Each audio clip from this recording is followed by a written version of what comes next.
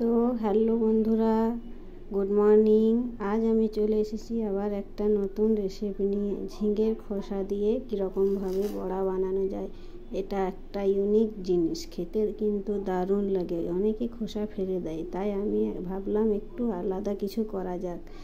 তাই এটা আমি নিয়ে নিয়েছি। এতে রসুন দিয়েছি 2-3খানা, 1খানা লঙ্কা। ঝালটা আপনি আপনার নিজের হিসেবে কম বেশি করতে পারেন।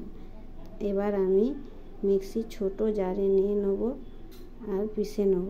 আমি নিয়েছি আপনার 250 গ্রাম মতো ঝিঙে কেটে খোসাগুলো ছাড়িয়ে ধুয়ে রেখেছি। তো বন্ধুরা, এতে আমার লাগছে কুচি করা পেঁয়াজ, বেটে রাখা ঝিঙের খোসা আর 1 কাপ মতো বেসন। এতে দিয়ে দেবো একটু নুন আর একটু হলুদ।